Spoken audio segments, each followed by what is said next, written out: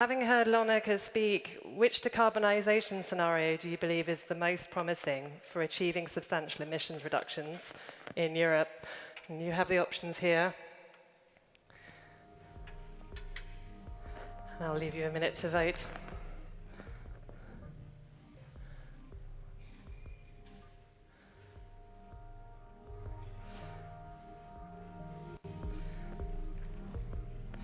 Just see a sea of phones.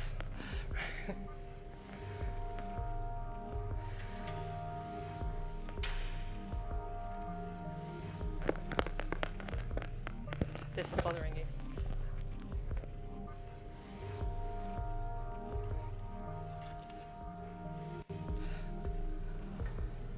All right, I think we might have some results. It's not a biased crowd, this one, but increased renewables deployment and electrification of transport. Just to declare my hand, I would probably agree. All right, the next question. In your opinion, which sector should receive the highest priority for decarbonisation efforts in Europe? Transport, energy production, industrial manufacturing, or all sectors should be equal? I think we might be able to guess the results of this one in advance, but off you go.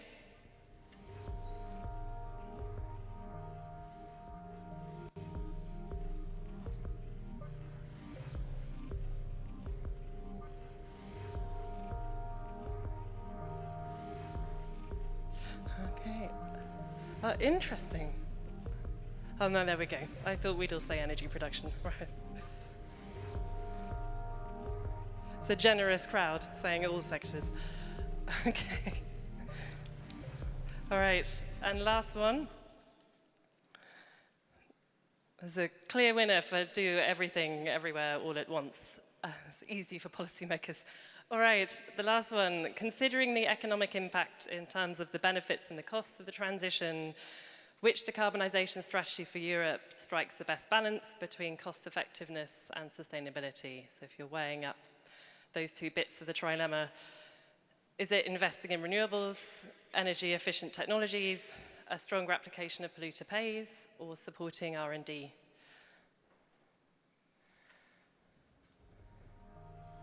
Okay.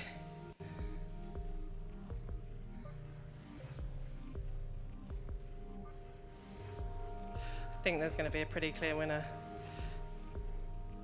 One day we'll make energy efficiency as interesting as renewables, but today is not this day. All right, okay, that was fun. That's warmed you up. And please keep in your heads questions for the panel. We will try and make time for some at the end. Which leads me to do my introductions. We don't have much time. I won't read their biographies. I'm assuming you have all read your programs. But I will bring the panel up on stage now and get going. So could I welcome to the stage, please, and could all of you welcome Wytse Kaastra from Accenture. Wytse, I'm hoping they're going to appear. Okay, good. Tom van Ierland, who's head of unit at DG Clima.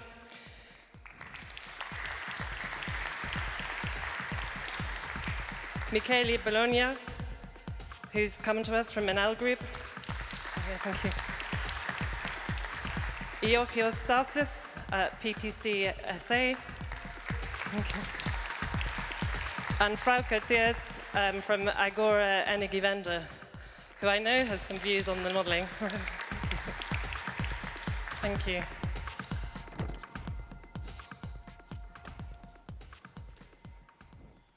Hi everyone, thank you. We are tight for time and there's lots to get through. And let's start with you, Frauke. The analysis we just saw made the case for electrification as the most efficient method, but also talked about the need for hydrogen and other fuels in the mix. In a nutshell, it feels like hydrogen and fuels are going to be limited but precious. They're going to be used for, I don't know, bits of transport, flexibility, storage, but not everywhere in the system. Do you think Europe is getting that right? Well, if we take the Repower EU strategy as a basis, then I'm afraid the risk of getting it wrong is pretty big at the moment.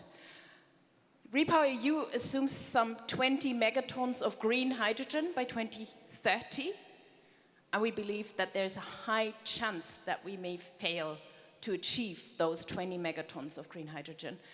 If we look at it, REPowerEU was of course stitched together under very high time pressure, high political pressure, in the situation we all are aware of. And if we look down in the numbers, if we look also at the 10 megatons of imports of green hydrogen assumed, knowing the cost associated with it, knowing the technical difficulties, then we might simply not achieve that.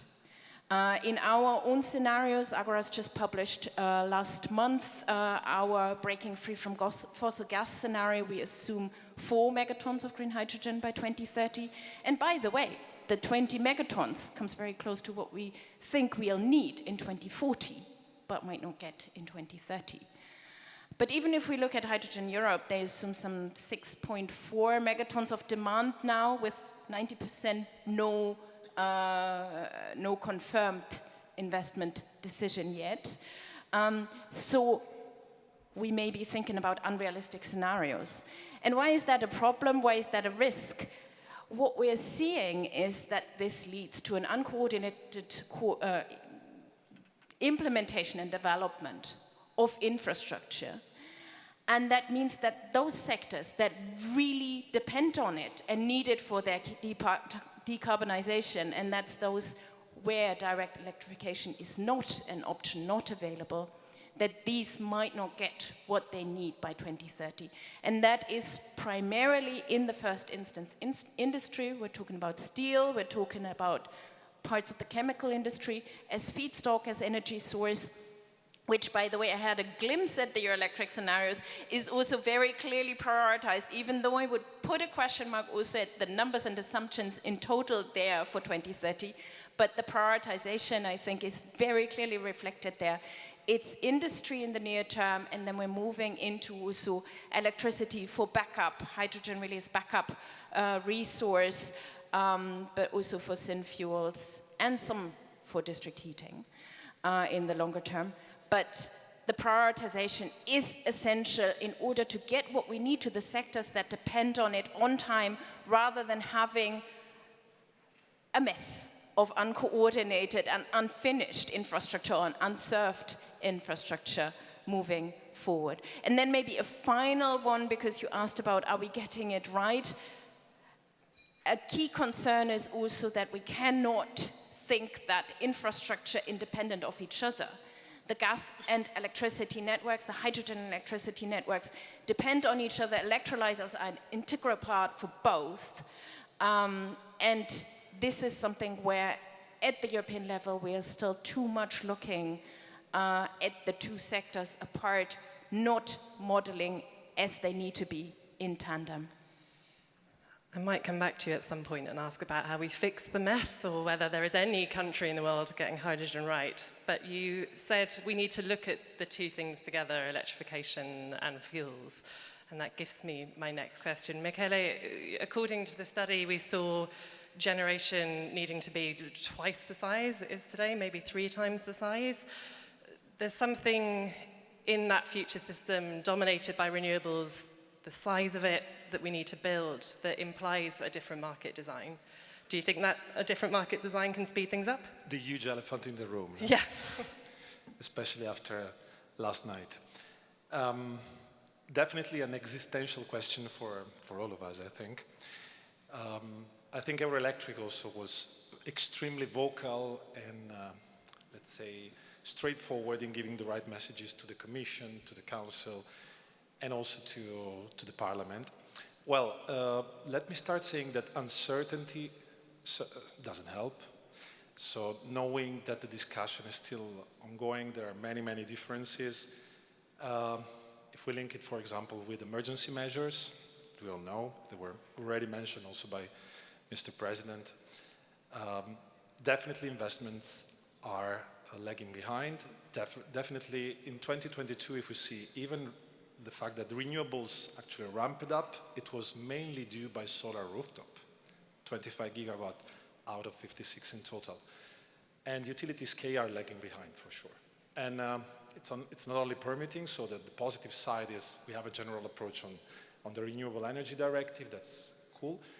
But on the other side, certainly a lot more to be done in the Council. On which side? Long-term contracts. We already said it many times among us, but I think it's very important to be reinforced.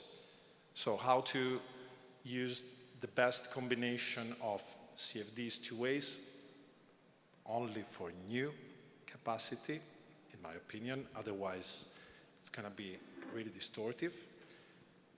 Then PPAs, and there are very good features in the proposal of the Commission to make them more liquid.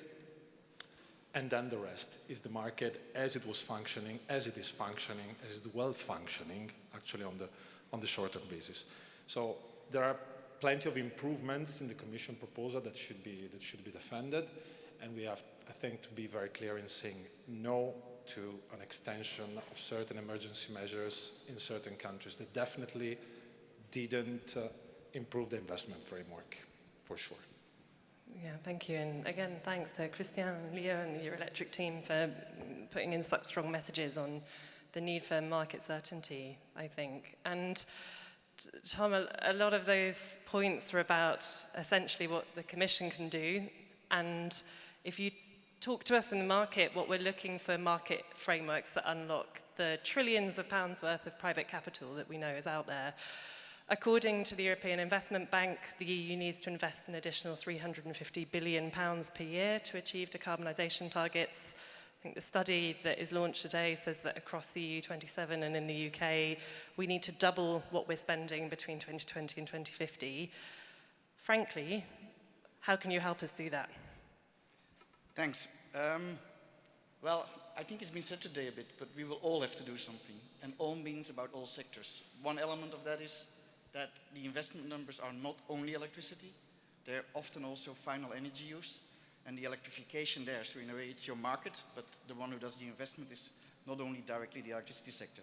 So that requires that we need to span the whole economy when we do policy, otherwise we won't trigger these investments. We have a number of tools, I think from the side of DG Clima. We notably have, of course, our emission trading system, putting a carbon price on the emissions made.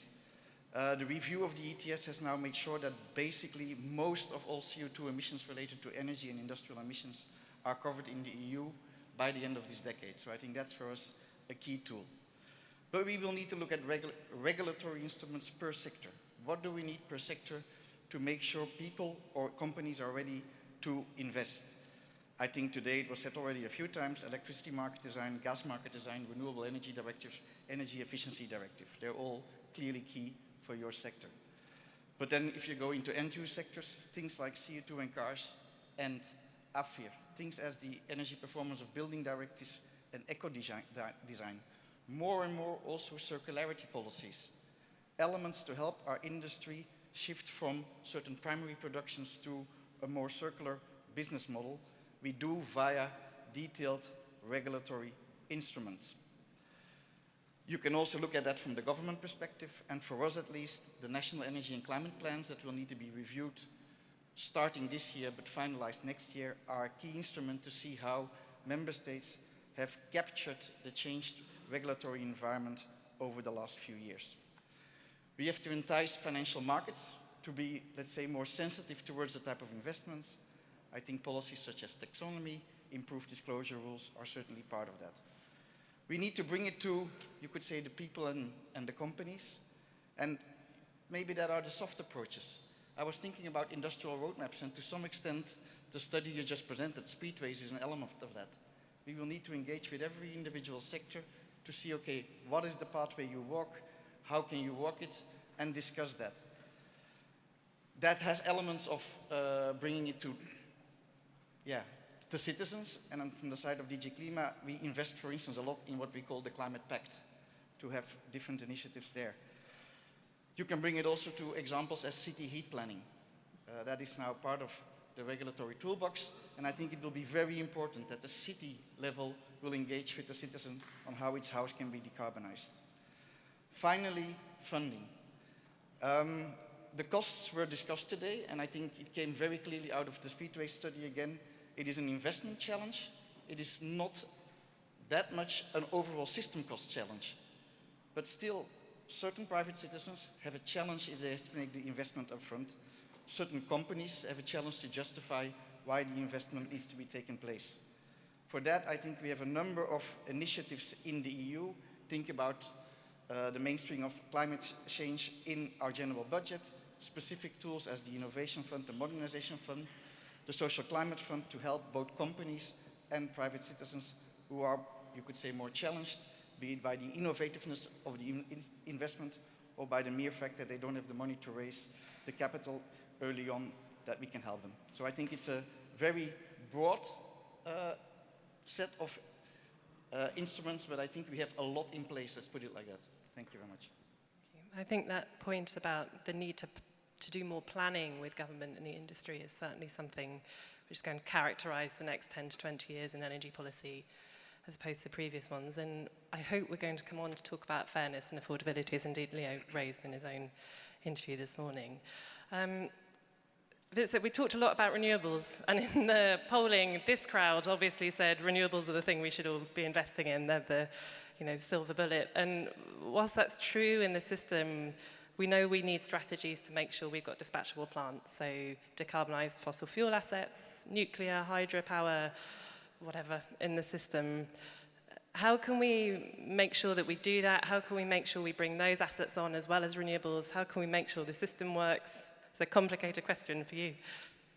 Yeah, I saw the question, and I'm not completely sure I will be able to answer it in the next 3 minutes. But it brings us back to the market model design, and I think the European Commission is doing that together with Eurelectric. But we need to go back to first principles, because the model we have until now is good. It served us well, but it is an evolution of a system that we have built for 100 years with at the end of the day a wholesale price which is based on marginal pricing driven by fossil fuel and most notably coal and gas.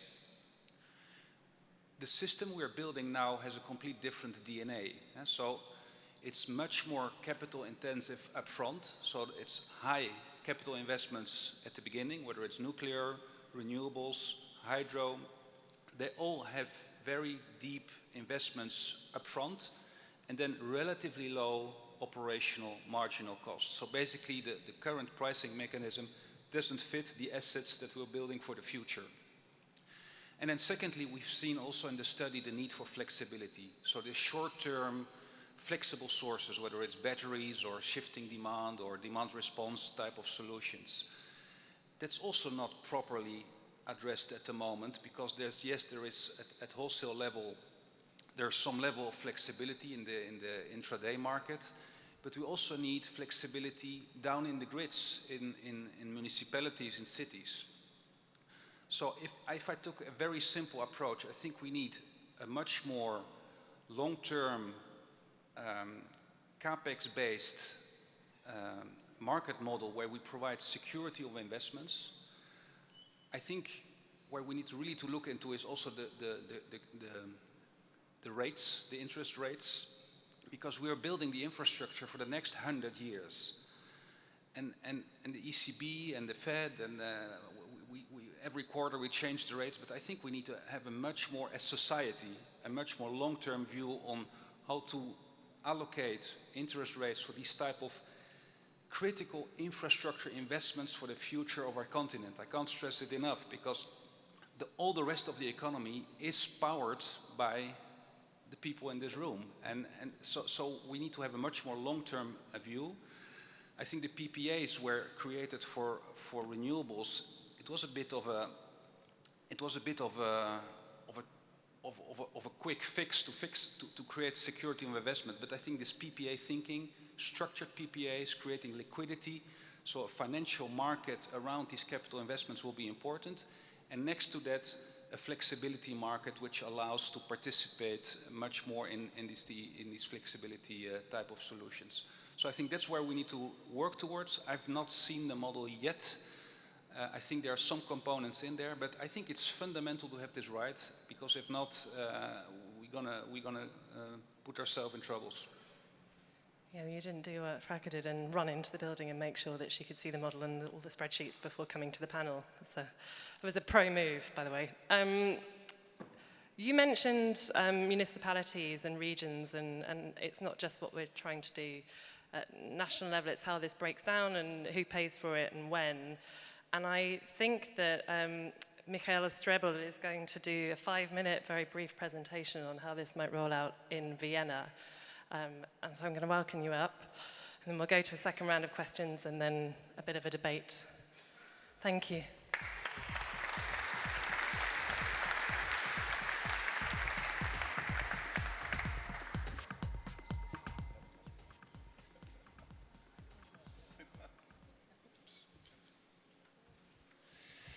Yeah, so what does it take to decarbonize a city like Vienna? What does it take to decarbonize one of the largest cities of the European Union and an even fast-growing city? I will take, I don't know, 4 to 5 minutes to explain the most important steps for that. But before, let me just at a glance introduce Wien Energie. We are Austria's leading energy provider. We supply 2 million people with electricity, gas, district heating and cooling, and we have 1.5 billion euros investment only in renewable energy in the next 3 years. Let me just jump straight into the topic. Vienna, as the capital, and Austria as a whole, we have set ourselves a goal by being carbon zero, net zero by 2040. It's a very ambitious goal, and we at Wien Energie, we have commissioned a decarbonization study, so we have a very concise plan, and we are implementing it step by step. And I think that's the prerequisite of having success in this field. So what does it take to have climate neutrality by 2040? And I think there are 2 things which are really essential. You have to have a reduction of the energy consumption. The final energy consumption must be reduced. It's no way of decarbonizing an energy system if you leave the energy consumption at the level as it is. An example, in Vienna, we have 31,000 gigawatt hours, and this has to be reduced by almost 25% down to 22,000 gigawatt hours. So the first thing is reduce energy consumption. The second thing is you have to have a fuel switch from fossil CO2-based fuels to neutral CO2 neutral fuels. You can see it here on the left column. We have electricity with various uses. It's the blue color here, and district heating, and the gray ones is natural gas and of course oil-based products, mainly in the transportation sector.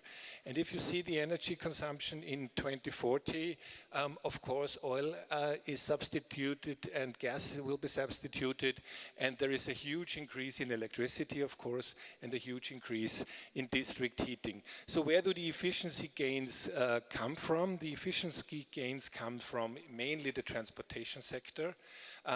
We have an overall efficiency with the gas-fired cars by about 20%. Yeah. Think of that, energy efficiency of 20%. That's like buying 5 liters milk a week. You drink 1 and you pour away 4. The next week you're doing right the same. You buy another 5 liters of milk.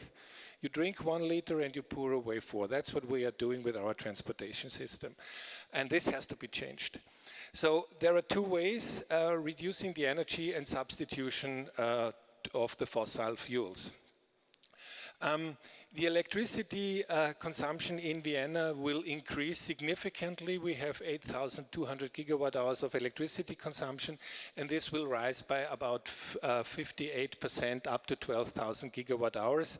The other so-called typical energy consumption will rise, but the whole thing will go up because of water heating and space heating, with cooling, and of course with the transportation sector.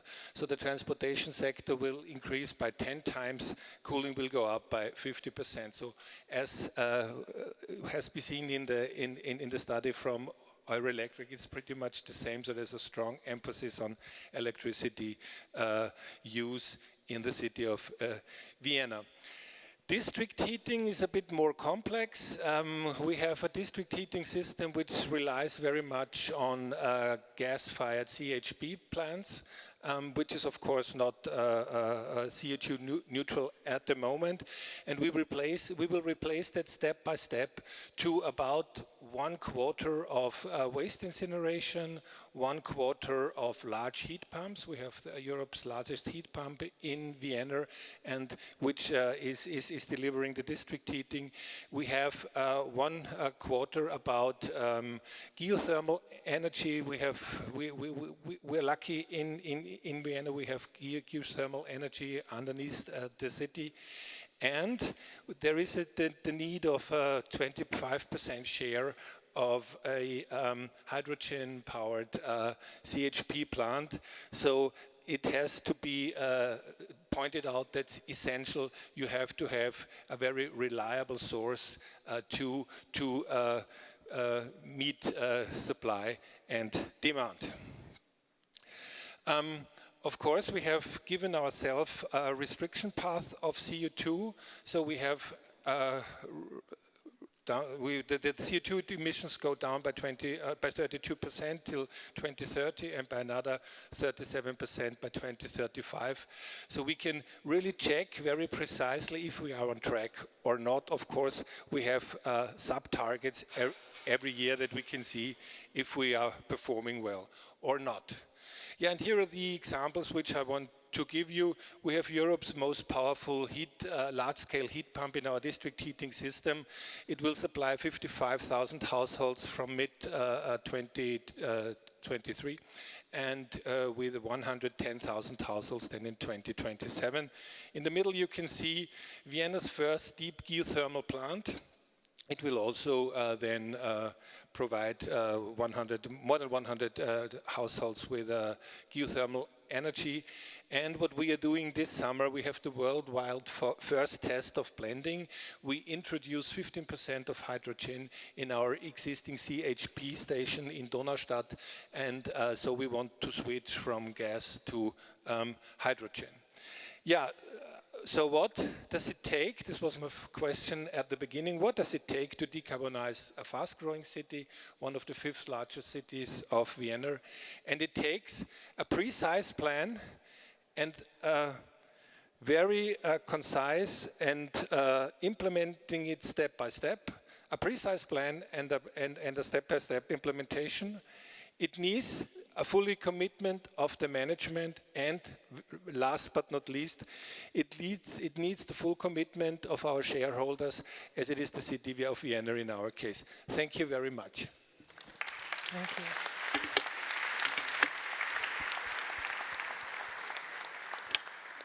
The study can be seen on the internet if you're interested in. I'm a big fan of that heat pump. It's one of the reasons we let you give that presentation. And you can find it, really good pictures of it online. In fact, I tweeted one, I think, this morning. You have my seat. No, it's fine. Oh, well, that's nice in these shoes. Okay. Georgios, I'm conscious that I didn't get to you in the first round, and so I'm going to ask you 2 questions. And we've just seen what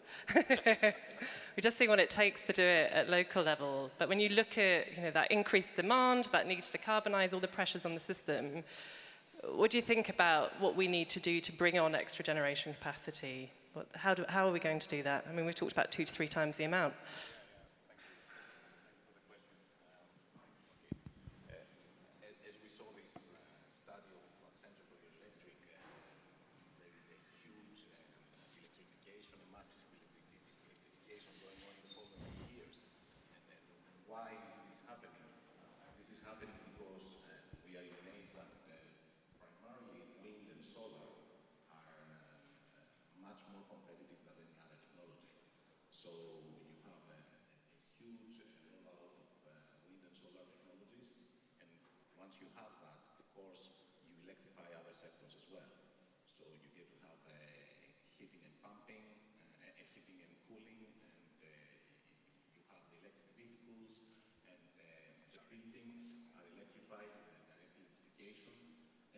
What I'm trying to say that all these new investments are clean investments because no other new capacity, as we see in the world, will be nothing else but clean.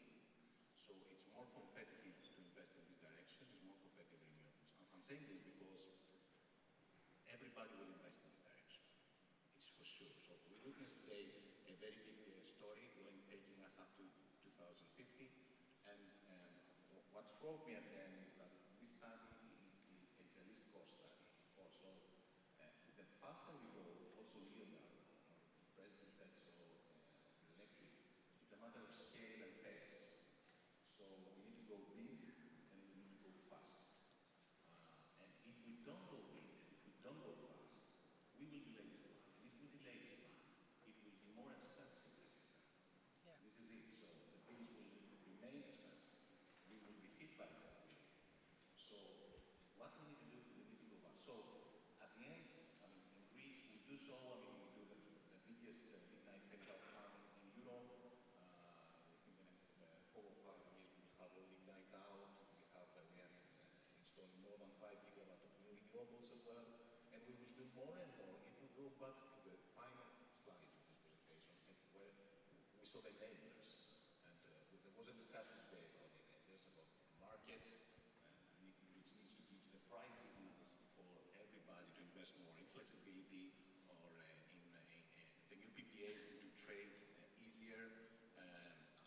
I take the comment of the interest, but on the other side, which is very important comment, but on the other side, I think there are sufficient funds and there will be more funds if we work on the enablers.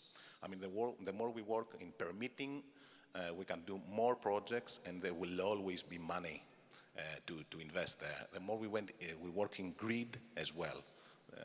This is how it's going to be done, I think. Do you think one of those enablers is flexibility? Because we've talked about both ends of the system and we've talked about the different technologies, but not much about how you make them work together. And maybe this is a question for the whole panel, but I'll start with you. You know, how do you see flexibility solutions rolling out? What are they? Of course, with this massive electrification, you have a massive renewable capacity being added, and we need to think of how we aggregate this. And you get to have the older gas CCGTs, which will play a role up to a certain point, but you need to introduce a new flexibility and, let's say, balancing technologies. And of course, today we're talking about batteries, and we're talking about hydrogen for seasonal storage. Hydro and pumping storage will always be there and need to be embraced again. And digitalization is very important, about having the systems in place to maneuver all those different things. So what I'm trying to say is about flexibility. It is in 2 levels. It is on a wholesale level, but it needs to be on a retail level as well. And there you need to work on decentralization more. The more decentralization and digital systems you have, it will start picking up. The infra of the electric vehicles as well goes side by side because of the vehicle to grid. Yeah, I think that's right. And back to the need for digital skills in this sector. Wytse, you wanted to come in. And I just wanted to build on your point that flexibility is a key ingredient to make the system work. And perhaps I have a message for everybody that it takes 2 to tango. So what I mean with that, we need the customer engagement, the industry engagement. They need to be on board with this. And I often still sense that we are very supply driven, so we spend a lot of time on the renewables and all of that stuff and the market design. But I think the customer engagement with digital tools and having them on board and doing it together with the industries is really important. And I spend more time than I ever did before outside of utilities these days.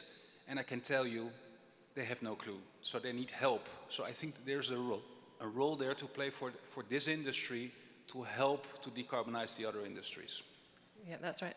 Frauke, you wanted to come in as well, and I'm going to come to the audience for questions. The clock has gone red, so that probably means there's time for 2. Think about what you want to ask. Very short questions, and I'll come to you in a moment. All right, Frauke. Yeah, conscious of time, so just very briefly, I second everything you said.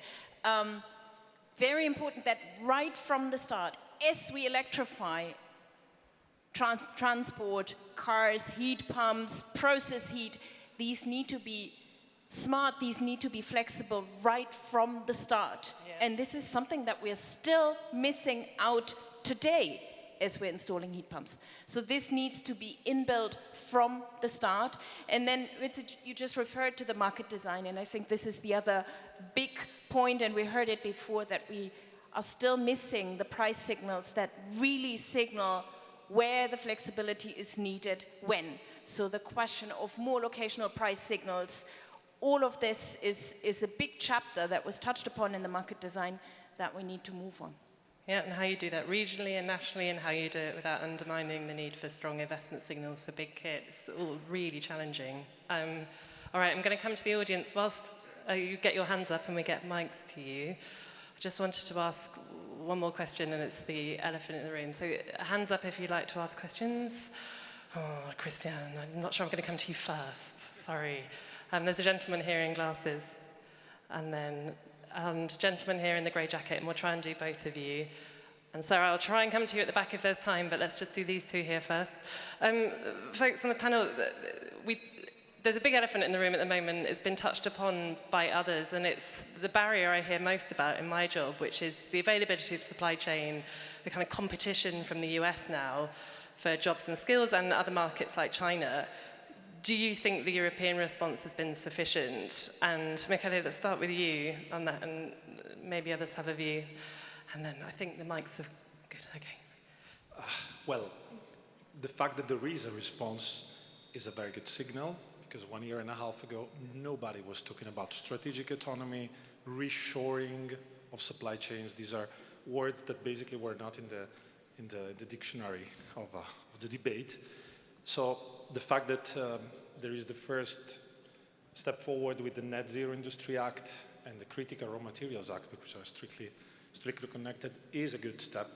But permitting, which is the bulk of those two acts, probably is not for all those technologies the most crucial, important, and urgent issues.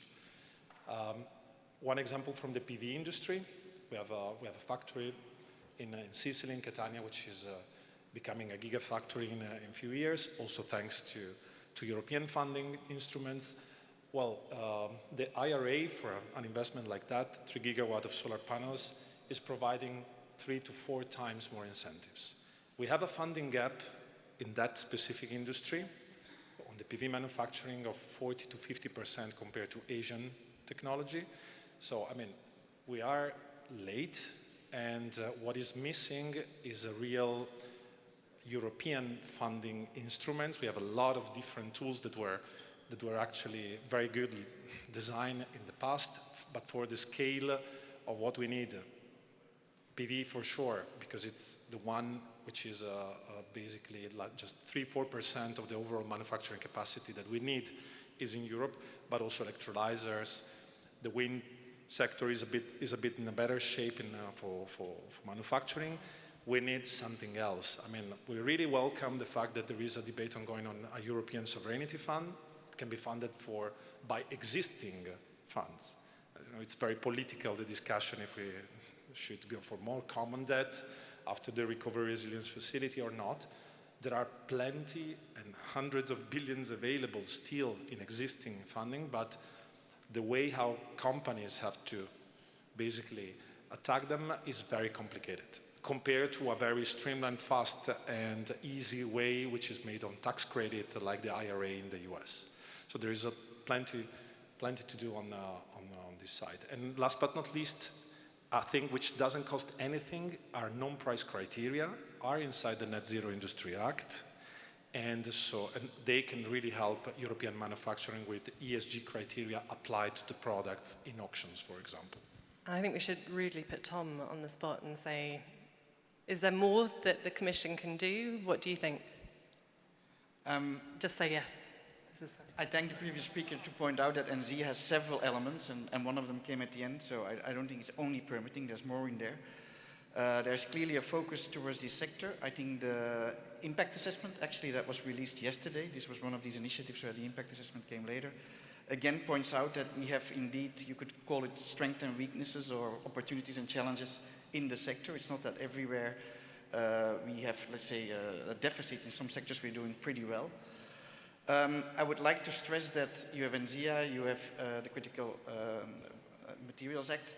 You also had other initiatives lately. There was the TCTF, the Temporary Crisis and Transition Framework, that, okay, it's on a temporary basis, but it does allow state aid to come in much more proactively on the side of manufacturing of these key technologies. And then finally, from the side of DG Clima, if you say there should be an EU instrument, there is one. You will certainly say that it's maybe not big enough, but we have the Innovation Fund. And we actually did a tender focused on clean tech manufacturing. And okay, we're still in the process of processing that tender, but I can assure you that the response rate was very good. So in that way, that was very encouraging. And tomorrow, indeed, I think Dieter already said it, there will be also a package of initiatives which will, I think, work further on the topic at least. Okay. Just a very short reaction on TCTF. No, because we have 2 minutes, 30 seconds, and I promised 2 people that they could ask questions. Who you are, where you're from, and the quickest question you can manage. Stephen Woodhouse from AFRI. There's a risk that we're asking policymakers to provide effectively support in investment. What we really need is the investment to go into the other sectors to accelerate the decarbonisation of those sectors. We can't keep subsidising renewables. We need to float demand so they don't need to be subsidised. That was the direction we were going in until recently. So what is the sector doing to ensure the electrification of the adjacent sectors so demand floats us and we don't need to continue relying on subsidies for capacity and for renewables?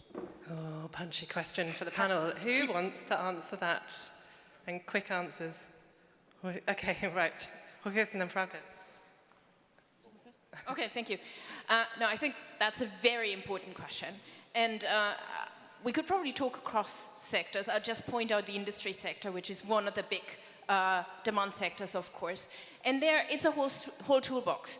It's about driving the transformation through, especially in the near term, carbon contracts for difference, to support the shift, for example, from conventional steel production to DRI-based, direct reduced iron-based, decarbonized steel that depends on a lot of green electricity. But it's also creating the demand. So it's the creation of green lead markets in Europe, and that comes back to the point we heard earlier about the conditions that you can put forward. Because if you look at it, if you buy a car made of green steel, if you build a house made of green cement, the price of that end product shifts or increases at a very, very small proportion, but it makes all the difference for the industry that's decarbonizing and for the power demand that goes for it, for green electricity. So it's both. It's about pushing the sector's decarbonization, but it's also creating the demand pull for these green markets. Georgios. Yeah. First of all, for sure, we don't need subsidies in renewables. As we said, it's the most competitive to roll out new wind and solar to catch the demand. What we are doing today, I can tell you from representing utilities, we are definitely in big discussions for PPAs, for green PPAs with the industry. So you see there already a shift, which was not 5 years ago. So these discussions are happening and will continue, and I'm very optimistic for how this will more develop in the following years. We need to work more on the retail level, bring down to the retail level demand response and more digital systems and distributed generation and digital applications to maneuver and work on them. And for that, in the beginning, we will need some regulation and some support schemes on batteries at the retail, for instance. Okay, and last question. We're now at overtime, so who you are, where you're from, and as fast as possible. And there's a big, I think that's an amazing microphone, by the way. I want one. Go. Okay, Markus Merkel from EW in Germany. So Germany needs 20 gigawatt of new capacities coming to the system. I want to know, let's say, do you have an imagination how much flexibility Europe needs towards 2030 in total? Yep. Of new capacities coming into the Of course, there's a huge amount of flexibility necessary. It's even the key issue to have a flexible system. In our study, which we've figured out just for Austria, it's important to have about 15 gigawatt hours. But we have an installed capacity of about 10 gigawatt, and we need a flexibility of even up to 15. So it's really a big number, and in European sizes, you even have to scale that. So this will be a huge thing to do. Okay, Michele, I'm going to give you the last word because I cut you off. Is there? We've talked about a huge amount of stuff, massive barriers, progress in other parts of the world. Are you confident that Europe is the place that we can do this? And I suppose, what's the message to policymakers about what more we can do? And I'll give you the last word. No, I'll leave 20 seconds to each one of us, please. No, I think we can get it right. My reaction was the fact that the Commission is really struggling to put in place whatever they can, and that's to be absolutely acknowledged. When it comes to manufacturing of technologies, the TCTF is a good tool because it's relaxing state aid, but don't forget that fiscal capacity of member states is hugely different, and the big risk is actually to do a subsidy race between especially Southern and Northern Europe, which is not going to help the single market for sure. But I think we have all the tools here and we can get it right for sure. It's a nice positive message to end on. Thank you all. Thank you for participating in the polling. Thank you for the questions, and thank you to the panel. Could you show your appreciation in the traditional way? Thanks.